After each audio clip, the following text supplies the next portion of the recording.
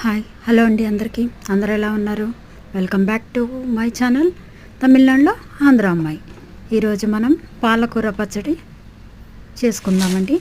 నిల్వ పచ్చడి ఇది ఒక 15 days దాకా నిల్వ ఉంటుందండి. ఈ పచ్చడి కొంచెం ఆయిల్ వేసుకొని ఎండుమిరపకాయలు, ధనియాలు,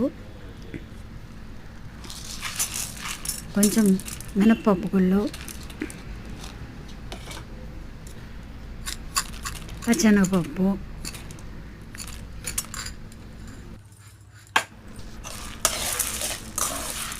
ఇవన్నీ కలిపి దోరగా వేయించుకోవాలండి. కొంచెం నువ్వులు కూడా వేసుకోవాలి. ఆ తర్వాత అవన్నీ మిక్సీలో జార్లో తీసుకొని పాలకూర వేయాలి.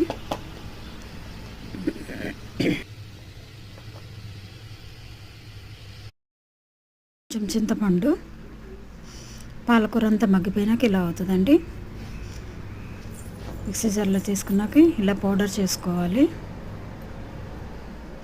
ఆ తర్వాత పాలకూర కూడా వేసి గ్రైండ్ చేసుకొని తాలింపు పెట్టుకొని ఆ తాలింపులోనే కొంచెం ఆ పచ్చడిని పెట్టి కొంచెం వేగనివ్వాలండి. పచ్చి వాసన అనేది పోతుంది. ఎక్కువ రోజులు నిల్వ ఉంటుందండి పచ్చడి ఇట్లా చేసుకోవడం వల్ల. నా వీడియో కనుక